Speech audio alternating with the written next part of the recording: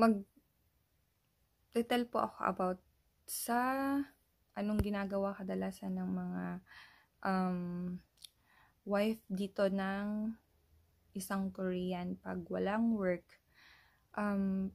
Pag nakasal ka sa isang Korean na originally wala kang work, pagpunta mo dito,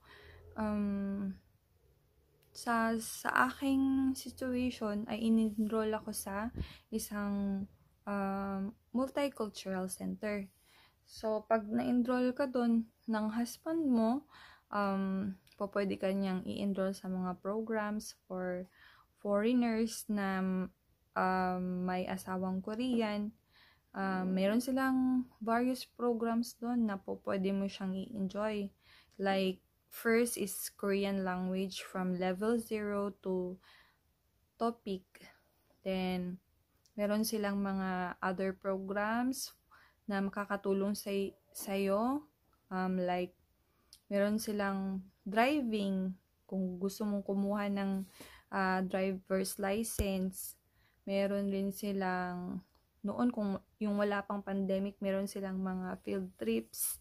Tapos, meron rin silang mga parents seminar.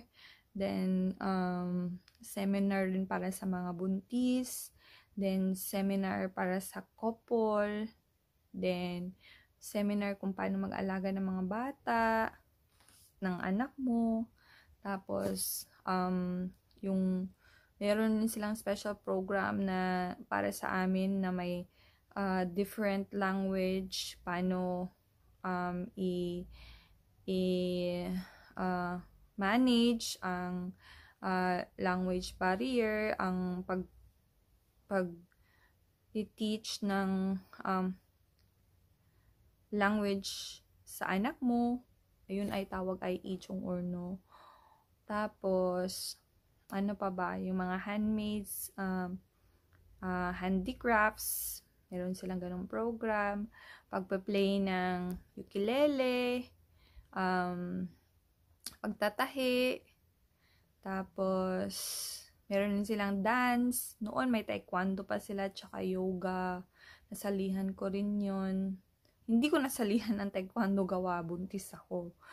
Tapos, pero gusto ko sumali as in. Gusto ko rin sana yung ukulele. Meron din silang computer program, pero mas ina-advise nila na mas marunong kang mag-practice muna doon sa Korean alphabet para mas madali sa yung sumunod sa instructor. Then, ano pa ba? Ang every program din pala nila is nagbibigay sila ng sumul or gift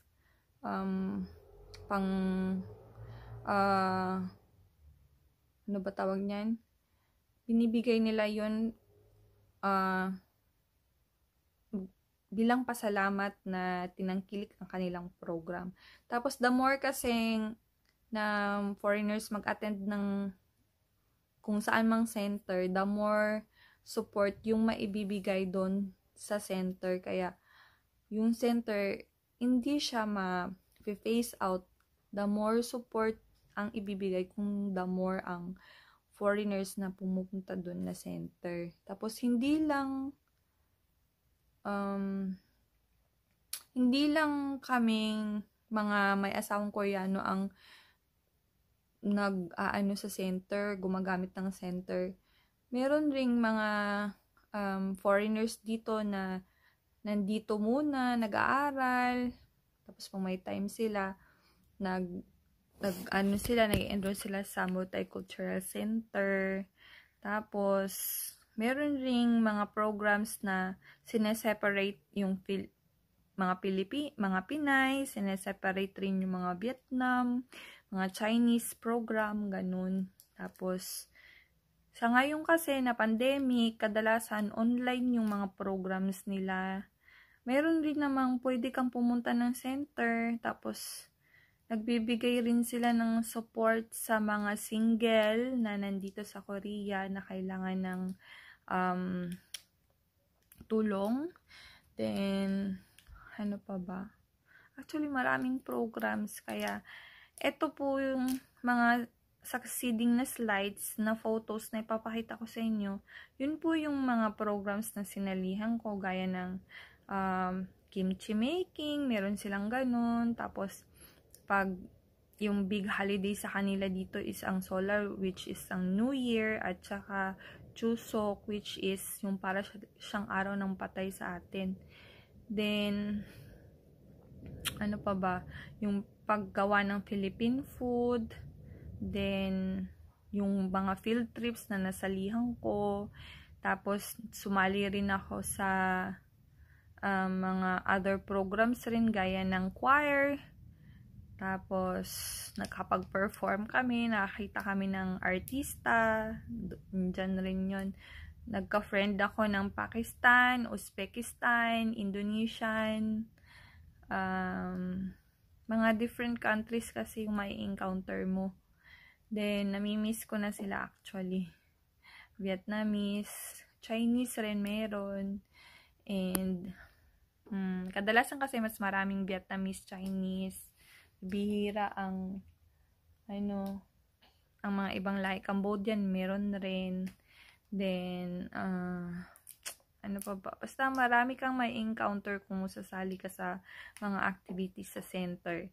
And makikita mo yun sa mga slides ko, sa photos ko. Meron din silang ini-sponsor na mga concerts, free ticket, then musical. Nakapag-ano kami ng musical noong December yun. Ka-attend kami ng asawa ko, nabuntis ako noon. And nakapunta rin ako ng Gyeongju, nabuntis ako. Doon naka-encounter ako ng Hanok. Tinitingnan ko si Jihik kasi umiiyak. Ayan po, sa mga succeeding slides po, yun po yung mga content ng aking photos. And sana po huwag niyong kalimutan na i-like and share ang aking YouTube channel. Maraming salamat po sa inyong support. Sarangiyo!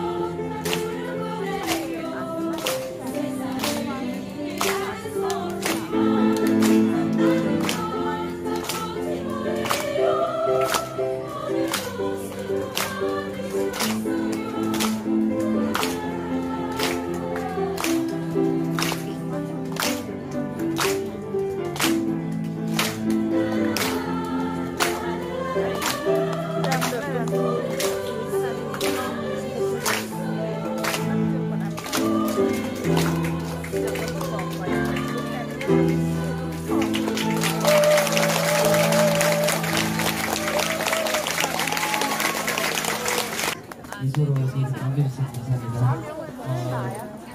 오늘 제 기억으로 11번째 공연인데 제가 개인적으로는 이 대구를 공연하게 되지만 참 많이 방문하는 곳이기도 합니다. 근데 오늘 그 방문한 가족 여러분들과 함께 또 오늘 시장님, 원장님 이하 오늘 여기 생태계 전달식을 준비하시는 애를 쓰셨고요.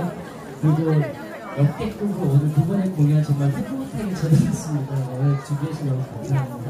오늘 전달되는 선택과 이렇게 큰 공으로 받았으면 좋겠습니다. 감사합니다. 네, 김정원님 정말 감사드립니다.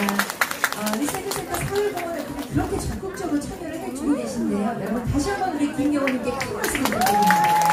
감사드리고요. 계속해서 우리 윤정수님 대구시가 환영합니다. 인사 좀 부탁드릴게요. 네, 감사합니다. 네, 감사합니다. 저희가 세탁기 개수와 많이 다닌 개수를 이렇게 체크하는 지역을 처음 봤습니다. 굳이 말씀드리자면 저도 이 모임과 함께 10번 가까이 다니면서 제 고향은 강원도인데 아직 한 번도 가지 못하였습니다. 여러분의 개수가 제 마음을 압박하면서 다른 지역에도 꾸준히 많은 이런 좋은 물건들이 전달이 돼서 무엇보다도 생활에 좀 불편을 겪는 분들이 하늘하기 희망을 가지고 힘내서 살 수 있는 그런 계기가 되기를 진심으로 바라겠습니다. 힘들지만 힘내서 잘 살아주시기를 부탁드리겠습니다. 감사합니다. 네, 진심으로 감사드립니다. 자, 그럼 이제 우리 리뷰 여러분께서는 앞쪽에 모자가 있고요.